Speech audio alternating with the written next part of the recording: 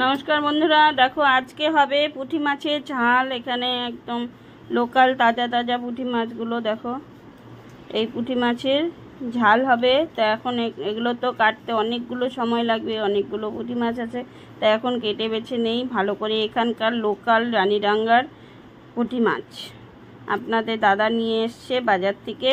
তা এখন চলো ভালো করে কেটে বেছে নেই, সব রকমই আছে, ছোট বড় মিশানো। এখন কাটা হবে।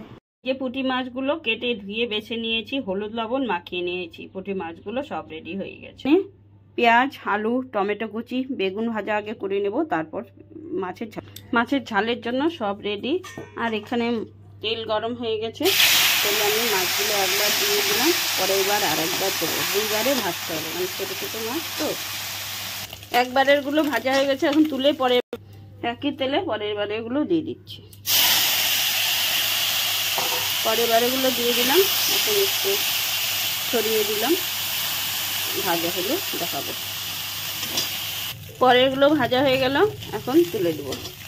পরের মাছগুলো তুলে কড়াইতে তেল দিয়ে দিয়েছি, তেল গরম হয়ে গেছে, তেলে কালো জিরে দিয়ে দিলাম, দিয়ে দেবো দুটো কাঁচা লঙ্কা। কালো জিরে ভাজা হয়ে গেছে, এখন দিয়ে দেবো আলু। প্রথমে আলুটা দিয়ে ভেজে নেব, ভাজা হয়ে গেছে মোটামুটি। এখন দিয়ে দেবো পেঁয়াজ কুচি দিয়ে এখন ভালো করে নেড়ে চেড়ে ভেজে নিচ্ছি। দিয়ে দেবো কাঁচা লঙ্কা চেরা।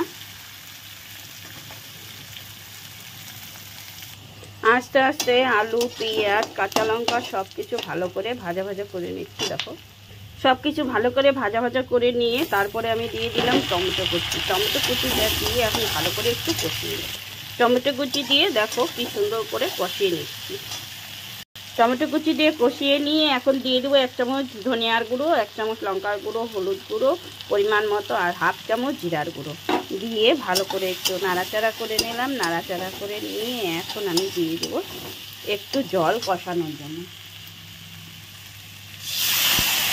এখন কষানো হবে, অল্প জলটা দিয়ে ভালো করে নেড়ে চেড়ে এখন মশলাটা কষিয়ে নেব। এখন দিয়ে দেবো স্বাদ মতো আমি 1 চামচ লবণ, পরিমাণ মতো যতটা লাগবে ততটাই দেবো।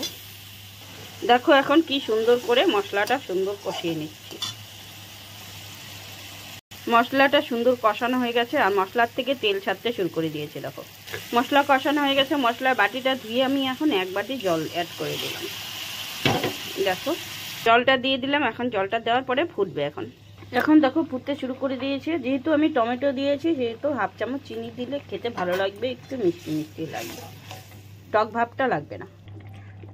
দেখো ঝোলটা ফুটে গেছে, এখন আমি বড় সাইজের মাছ ভাজাগুলো দিয়ে দিব, আর ছোট সাইজের মাছ ভাজাগুলো রেখে দিয়েছি, একদম যেগুলো ছোট সেগুলো ভাজা খাওয়ার জন্য। এখন দেখো একদম মাখা মাখা হয়েছে, এখন আর একটু ফুটিয়ে তারপর নাও। মাছের ঝালটা দেখো কত সুন্দর হয়েছে। তো নামানোর আগে আমি একটু ধনেপাতা কুচি দেবো।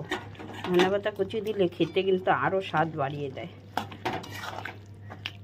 দেখো একদম মাখা মাখা, ভাতের সঙ্গে গরম গরম খেতে কিন্তু ভীষণ ভালো লাগবে।